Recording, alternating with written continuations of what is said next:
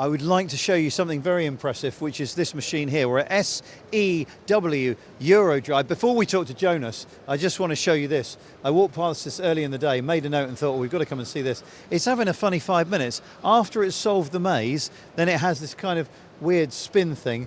Jonas, thanks for having us at your place. Can you tell us what on earth is going on here? Yeah, thank you very much for that nice introduction.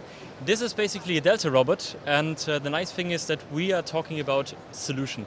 So our idea is really not having only components. We are always talking about the solution, which contains software, which contains a controller, and all that stuff you can see here. So that's basically a typical pick-and-place application, which is often used for pharmaceutical industry or also food and beverage industry. And our customers are using this, and we have the possibility to automate it completely. So would I be right in saying you're most known for gears and drives and all the kind of the heavily mechanical stuff, but you're talking now about having a complete end-to-end solution? That's really the thing. So we are coming basically from motors and gears and develop more and more into a solution provider, which means we recognize that a lot of people do not want too much suppliers, especially if they have problems and stuff, and therefore we say, okay, we have to do solutions to make our customers happy and to provide them the best thing. All right, before we move on, I've got to know, why is it doing that weird fast spin after it solves the maze each time? Yeah, that's Are you just showing off how fast you can move? That's the thing, yeah. We only want to show how fast we can move. And it's really impressive if you go here around and say, oh, that's really fast. But yeah, if you translate this to a real application, that shows how fast it's going, how fast you can pick and place products. And that's really important for our industry and our customer. And is that possible now because we have, I tell you what, I'm scared just seeing it do that. Is this becoming more possible because sensors are getting faster response and more sensitive, so you can move faster without smashing into something?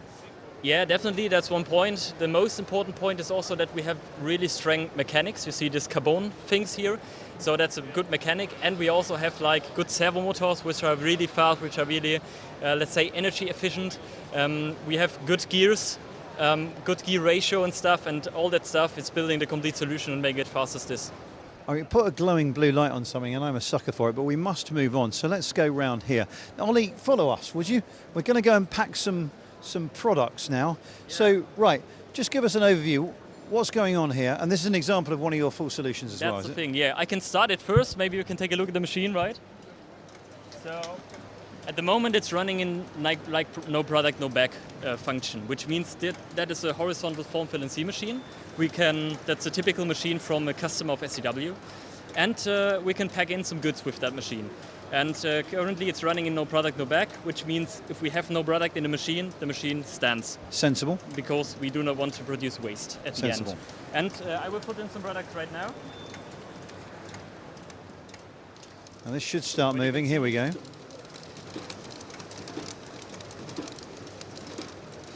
So the machine is working when there are products. Notice what we don't have here, which you will need for future demonstrations, is a catcher here. We've noticed that's the theme of the day. You need someone specially employed to catch this stuff here. Yeah. So what sorts of things might go into this kind of packaging? Yeah, so the idea behind this machine is really to make a new concept of machine. The cool thing is we have a machine which is completely electrified. So we have no pneumatics at the machine. It's all electrified, we have stepper motors integrated, and we have our starter set solutions. That's basically a good starting point for machine builders to build this machine up and to get all the automation components from SEW, from one hand, from one supplier, to build up this machine.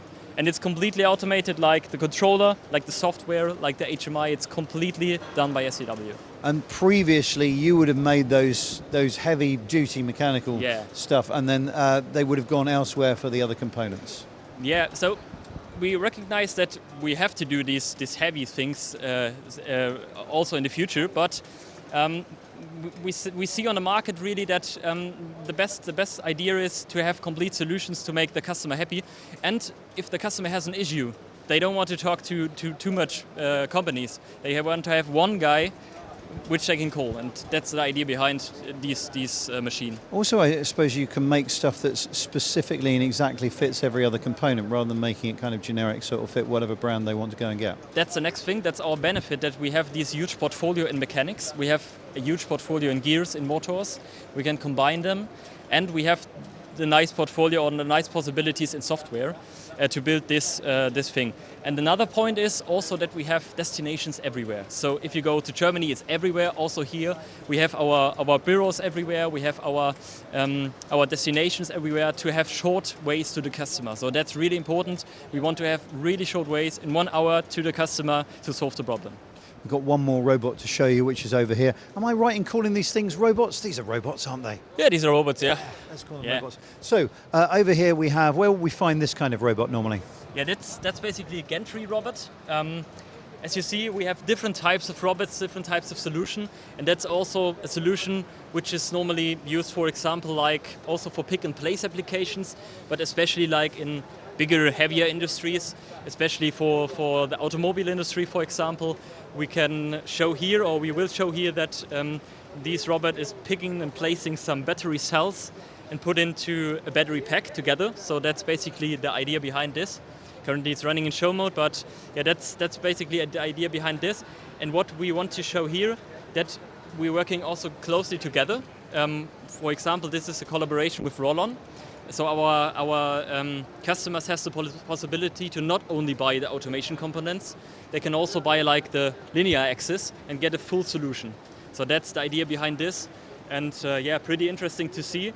Also topic is like digital twin. We've integrated here a complete visualization of the process. We can see what the machine is doing, what is happening here, get information if everything is working right, and make this, as I said, this is really the complete solution, not only having motors, gears, you also need a good software and good visualization. And the idea of a digital twin is, at least in part, to either recreate things that can go wrong or for diagnostics, is that right? Yeah, that's right.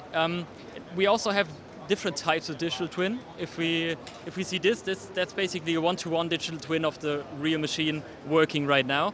But we also have some digital twins for commissioning phase, like for the programmer who wants to write the program for that kind of applications. And they can test it out on the pretend one before they smash the real thing into the glass. They can see, is everything working well? Is there a crash? Because if the crash is in a real machine, that's really an issue. But if it's in the digital world, it's okay. And you can solve the problem in the digital world and bring it then to life. So that's the idea. Thank you very much. All of this is very fascinating and important, but I can't not finish on my favorite demonstration of the entire day, which is the robot arm with the blue flashing light having a funny 5 minutes after it does the maze. For some reason that just tickles me.